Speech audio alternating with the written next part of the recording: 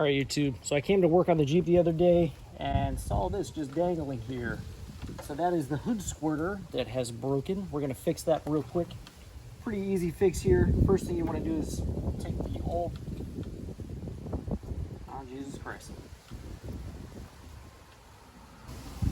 So the first thing that happened when I went to go fix this here is you can see that little tab, or this little plastic piece right here broke off. So I'm gonna have to try to track down one of these before this job is done. But what I was going to do is pull the part that broke off out of the little boot here.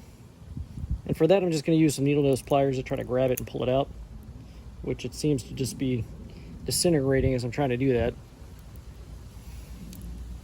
So maybe just break it up a little bit. Try to get all that out of there. But you want to make sure you get all that plastic out.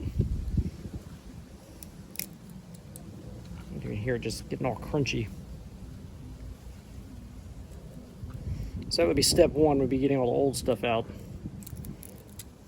And you can see I'm still having parts of it come out.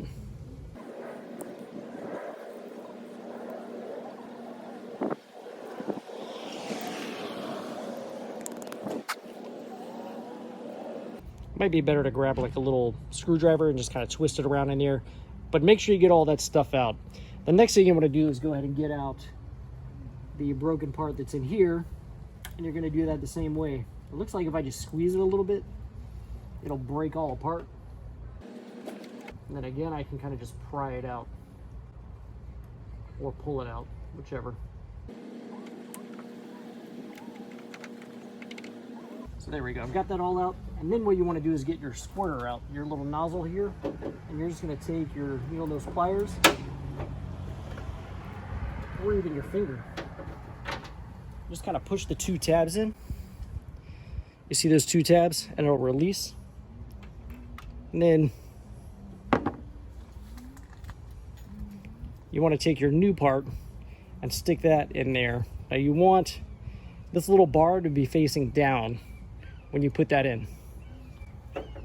So just fish it right in there, stick it into place.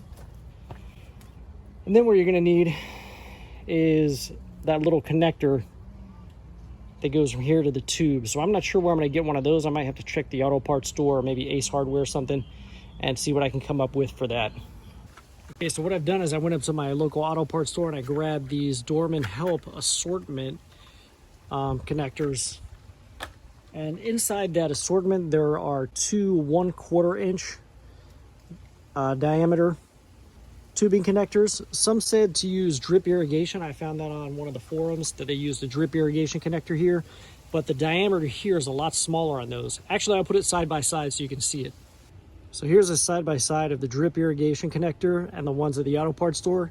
You can see the one for the drip irrigation is much smaller and would reduce the flow of the windshield washer fluid, reducing its effectiveness. So I'm gonna go ahead and use the one from the auto parts store.